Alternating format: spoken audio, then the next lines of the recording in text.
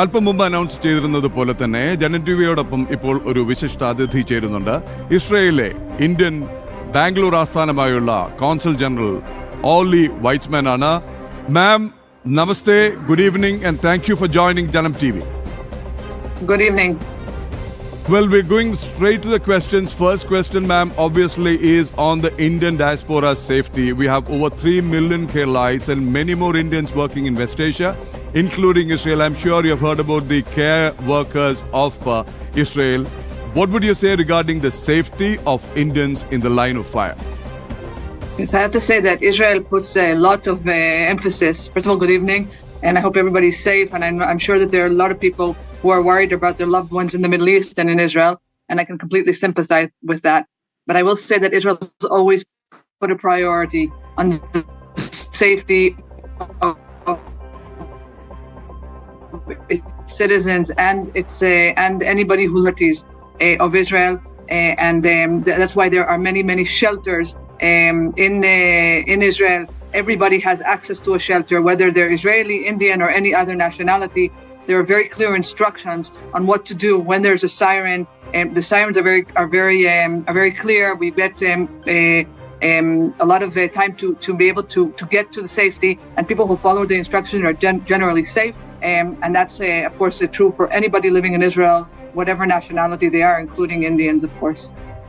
Thank you, ma'am. We'll go to the situation of war and conflict in a while.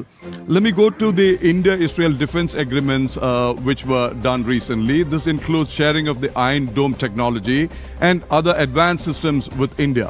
In the current climate, how quickly can this co-development and co-production model be realized? This is something that I think is hard to answer, but basically it's a tactical delay. It's not. I don't even know if it will be a delay. It depends how long the situation lasts, and any delay would be a tactical delay because the intentions are there, the corporations are there, the mutual friendship is there. So if it gets delayed by a few days because of this situation, or even a few weeks, but it's not a delay that's for any other reason other than tactical, and it will be resolved. And I'm sure the agreements, all of the agreements that Prime Minister Modi signed while he was on historic visit in Israel last week, all these are super valuable, regardless of the current situation. Now, maybe even especially because of the current situation right now.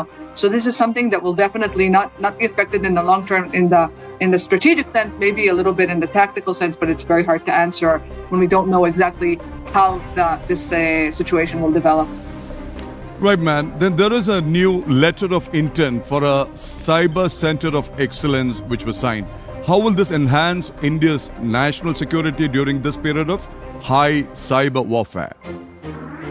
So I think that we're all very much aware of the importance of cybersecurity, especially in the age we're entering now with more and more IT capabilities and different kinds that we haven't seen before. Israel's always been a power of cybersecurity with new technologies and new abilities, and India also is a place where these things are scaling up, and the importance of this is being very much emphasized. So I think this cooperation is something that will bring a lot of good both to India and Israel, probably to the world itself, because when India and Israel work together, really good things can happen. These are countries that are very similar in the way of thinking, that have the very good ability, that have very good intentions, and the people of India and the people of Israel work together very well. So I'm very much looking forward to this, and I'm sure it will have a very positive impact on India, on Israel, and on the world as a whole. Ma'am, it's been just a few days since the historic visit of Prime Minister Modi to Israel. A very emotional, very close-knit, relationship was showcased in front of the world. It went beyond protocol. It went beyond all formalities. We could see the warmth between two nations, two people, and two leaders who are truly friends. Now, as we know, about 17 agreements were signed during PM Modi's visit. Do you think that sectors like space, semiconductor, defense, do you think the current situation is an impediment, or is it going to affect the implementation? I'm sure both countries are committed towards implementing it, but I'm asking this in the backdrop of the current scenario. So again, I think, as I said before, I think if there is any delay at all, it'll be only a tactical delay. The intentions are there. This has no effect. The current situation has no effect on the intent of both countries to keep working together. This is something that, I think it even maybe more demonstrates the importance of the camaraderie and the allies between and the warm feeling between Israeli and Indians. So I don't think it will affect it in a strategic way. Again, like I said, it might affect it in a tactical way. It's very hard to know how long this is going to last, but I don't see it having a very big impact on that because the intent is there from both sides. Well, ma'am, as you would be knowing, India is maintaining a long-term lease on the Chabahar port in Iran. Does Israel view India's continued engagement with Iran as a conflict of interest, or would you see this as a potential channel for back-channel de-escalation and communication? So Israel's issue with Iran is that Iran is a country that's trying to destroy. That's since the regime change in 1979. Iran's intent is to try and destroy Israel. That's what they're trying to do, and that's why we have to make sure that we don't allow that to happen. India is a very close ally of ours, and India has its own interests as well. But we look at our relationship with India as something very, very valuable. At the same time, we have to defend ourselves from our enemies. Ma'am, Iran is launching waves of missiles toward Tel Aviv and Jerusalem and wherever they can reach. What measures are now being taken to protect civilians, and how does this affect the safety advisories? I'm sure, as you said, there cannot be separate advisories for Indians or any other nationalities. Can you elaborate on the precautions, the safety arrangements and advisories? Yeah. So basically, it's very well taken care of. So once Israel or once the missiles have been fired and Israel perceives that there's going to be a missile or any other kind of offensive attack on Israel soil, then there's a preliminary sound that everybody's phone is basically makes a sound. Everybody who has the app and anybody can download that app. But whether it's in English or in Hebrew, they download the app and then they get this preliminary saying that that you might be needed to go into the bomb shelter in the next few minutes. They do this for a very wide range of areas according to what they perceive where the missiles might hit. And then people are on alert. Once they have a better, clear understanding of where it's going to hit what area, then those areas get a more specific alert that gives them about a minute and a half to get into the bomb shelters. They can then enter the bomb shelters, and every neighborhood has bomb shelters. Anybody can access these bomb shelters, whether it's in the home itself. Some more modern houses have the bomb shelter in the apartment itself, in the house itself, or some have in the building where they live, there might be an underground bomb shelter, and if not, then in the neighborhood there are bomb shelters. Everybody has access to bomb shelters, and within a minute and a half, or even more time, because if you know that you have to take more time to get there, once you get the preliminary advice that it's going to happen, you can then walk over and wait near the bomb shelter until you're instructed to go inside.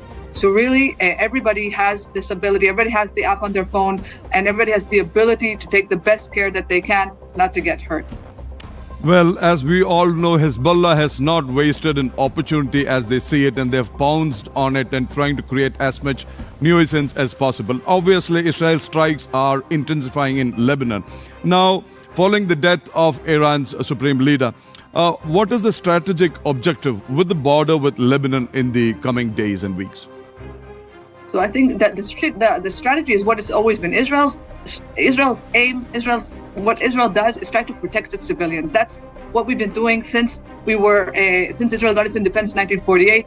And that's Israel's mission, to protect its citizens, and to make sure that people can live safely in Israel. So once Hezbollah made the mistake of joining and trying to attack Israel, Israel has no choice but to keep defending its northern border as well. And this is what we'll keep doing until we feel safe and until they stop attacking. Well, Ayatollah Ali Khamenei is no more. With the killing of this tyrant, does Israel see an immediate path towards a regime change in Iran? And what is the role Israel perceives for the US President Donald Trump and US in this regional restructuring? So I think most of the world's that I can talk for Israel for sure, and I assume the same for the US and for the rest of the free world. We would like to see a regime that respects its people. The people of Iran have been living under terrible, terrible conditions for the past almost the past 50 years. We're talking about a regime that doesn't allow, freedom for women, that hangs people in the street for minor offensive, really like medieval times. Has a very cruel an attitude towards civilians. So I think we're all hoping for a regime that would, or a government that would allow the citizens of Iran to live happily and safely. Is this going to happen? It's hard for me to say right now. I very much hope so. When I think of the Iranian people, I wish them, a good life. I wish them a life in a democratic country, in a country that respects its citizens, that wants the best for its citizens. So I think that's the hope that we can all of us can back and hope for. And I don't think, most people in the world would agree with that. Well, when we've seen rejoicing, we've seen celebrations at the fall of what they refer to as their supreme leader. What is Israel's assessment of the new interim leadership which is, in force in Tehran? Is a democratic and diplomatic opening possible with the new leadership? As you were trying to elaborate, the persons have changed, the individuals have changed, but does the scenario change there? Is there any hope for an engagement or a positive reaction from the new leadership that is in place?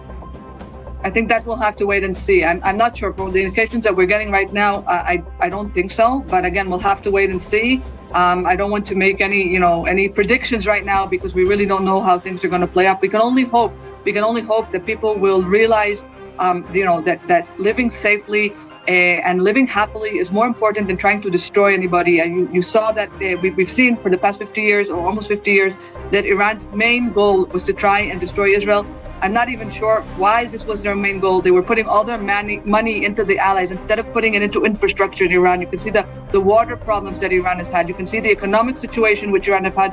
And all because the regime chose to try and destroy Israel instead of trying to make Iran better. They could have chosen to invest in Iranian infrastructure, to invest in Iranian people and in Iranian development, but they chose not to. What I can hope for is that whatever government comes chooses the benefit of people, chooses the benefit and the good life of the Iranian people rather than anything else. And that's, but it's very hard to say right now, is that going to happen or not? Well, we have a 20-point peace program for Gaza in place, which was finalized in 2025. Is the disarmament of Hamas still a prerequisite for any permanent ceasefire? Where do we go from now? Absolutely. I think that hasn't changed. We all know the 20-point plan. That's still the basis for the continuation of the Gaza situation. And we have to build on that. We have to make sure that we see what happens when evil military terrorist groups take control of people. We see it in Iran. We see it in Gaza. People suffer from this. People suffer from these regimes. We want to make sure the terrorist organizations like Hamas, like Hezbollah, and like the regime in Iran don't have control of people, so that people of Gaza can also live happier lives. Now, moving on to the Abraham Accords. Does the current regional volatility, will it stall or will it accelerate the plans for expansion, like, for example, to include states like Saudi Arabia? It's very hard to tell right now. I think that everybody, right now we're seeing that Iran is attacking not only Israel, it's attacking other countries in the Middle East. And I think everybody now is focused on trying to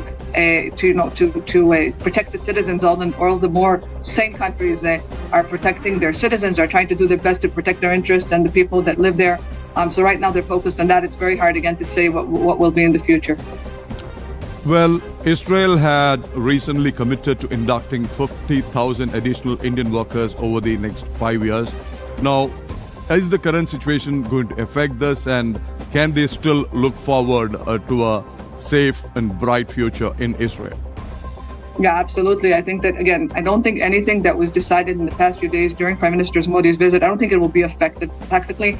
I think we're definitely looking forward to that. And again, like I said, Israel puts safety first. Israel's main priority is to have people live safely and happily, and it provides the means to do that. So I think if you speak to many of the Indian workers in Israel, you'll see that they are very happy living in Israel. They feel very safe, even under the current situation. And they know that there's a government there whose main goal is to protect them, whether they're Israeli, whether they're Indian, or whether they're any other nationality. So I do think that we'll be able to realize all the agreements. I don't see it affecting it in any way. Well, observers, leadership, even PM Modi warmly recollected the fact that Israel is a friend in need. Now, Israel has come to the aid of India. Israel was the first to come to the aid of India whenever there was trouble, whenever we had, we needed that one hand. Now, we were discussing defense and technology. Now, India is shifting towards the Atmanirbhar Bharat model on self-reliance. Is Israel prepared to increase transfer of technology for the advanced weapon systems like drones and AI-driven air defense? Would you be able in a position to comment on that? So we saw that there were some agreements signed. These agreements, I don't know all the details of it, and even if I did, I probably wouldn't be able to reveal that. But we see that there's agreements. I mean, and I'm sure that a friend like India is a true friend. We've seen that in the past few years, and we value that friendship very, very much. And that's why these agreements were signed. And the people who need to know the details of them know the details of them, and I know that Israel and India have a capability of developing a lot of good together, whether it's in the defense sector or whether it's in other sectors. So I'm really looking forward to see that happen. Well, as you know, there is a global travel chaos. I know flights have been disrupted, flights have been cancelled, airspaces have been banned, travel ban is on at many places. There are travel advisories. No, there is this rising oil prices also to be taken into picture. What steps is the Israeli government taking to maintain the economic boom, which has been predicted for the second half of 2026, and the world over, those who are Israel's friends were looking forward to it in a positive manner? So Israel, I think Israel has shown that it has the strength there to keep its economic fertility alive, even in very difficult situations. Even when we look way back at COVID, Israel was one of the most stable countries, and were able to exit the situation that they entered, in one of the first to restabilize. And also during the past 3 years, where we were in 2.5 years, we've been in a very difficult situation in war with 7 fronts, and still the Israeli economy is booming. We are so I think this situation as well. I mean, I think Israel knows how to deal with it. Israel is a very stable country economically, and we see the growth in the market, in the Israeli market, throughout the past few years, and I'm hoping that we'll keep seeing it. Well, the conflict in West Asia has caused the Indian stock markets to tumble. We've seen the stock markets tumble in various parts of the world. We've seen stock markets being shut down in Dubai and Abu Dhabi. Will a prolonged, it's been predicted or assessed that the conflict could continue as long as 4 weeks. Will this damage global economy? Will it affect India's energy security? Concerns raised by some quarters. That's very hard for me to answer. I think there are people who are way more qualified to talk about the Indian economy than I am, and I don't want to make any comments on things that are not my term of expertise. Well, there are reports that the US-Israeli strikes have targeted the Natanz nuclear enrichment site. We have reports now coming in that it has definitely been affected. However, the IAEA has also gone on record that there is no threat, there is no security element involved, there is no imminent danger. But at the same time, IAEA had earlier reported that Iran's nuclear program is a peaceful one. Can you justify the strike done by Israel as necessary for survival and regional peace? Of course, because I don't know what the Iranians claim, but it's what they claim to publicly. But it's obvious due to they also announced it and made it clear that their aim was to destroy Israel. And I think that the fact that they talk about this and develop nuclear capabilities many times with the intentions of mass destruction. Is something that Israel could not just sit and wait around for. So I think that if these reports are true, and we saw this also in the first war about 8 months ago with first strikes on Iran, the need to eliminate Iran's nuclear program is something that's necessary for Israeli survival. We cannot live with a nuclear power aiming to destroy us outright, talking about this openly. It's not even a secret plan. They kept saying they are developing capabilities to destroy Israel. So once this happens, and of course the worst mass destruction is of course nuclear capabilities. So this is something that has to be dealt with, and of course Israel does what it needs to keep itself safe. Well, the Iran Red Crescent had reported 108 deaths at the Minab school. However, the IDF has stated that it is not aware of any such strike. Can you shed some light on this? Again, I think like the IDF said, I don't have any more information on that. I can't add to what the IDF has said on that matter. At this moment, when we are looking forward to a quick end to the conflict, peaceful days back in Israel, West Asia, and a robust relationship between India and Israel, which would be mutually beneficial, as has been projected and predicted by the leadership of both the nations. Sorry, can you repeat the question? I said we are looking forward to a quick end to the conflict and a good old days back, and we're looking forward to accelerating relationship between India and Israel, better cooperation in various sectors. Absolutely. I think that I completely agree with that. And I also hope that, we end this fast. I myself have a family there in Israel. I have a daughter living there who's running to the bomb shelters every few hours. So even on a personal level, it's very, I want this to be over. On a national level, I want this to be over. I want the Middle East to be a peaceful place. I want Israel to be able to live peacefully and to not be threatened by any nuclear powers and to not be threatened at all. So, and India, is such a good friend, and we look forward to keep working together and to be able to pick up where we left off last week with Prime Minister Modi's visit and take it forward and work together. Ma'am, our heart, our prayers, our wishes goes out to your family, to the millions in Israel, to the people, to the leadership. Thank you for joining the Janamtv in addressing the Indians the world over. Namaste, thank you, and all the best. Thank you. Thank you very much. ഇസ്രയേലിലെ Bangalore consul general Orly Weitzman ആണ് Janam T വിയുമായി വിവിധ ചോദ്യങ്ങൾക്ക് മറുപടിയുമായി പ്രതികരണങ്ങൾ പങ്കുവച്ചത്.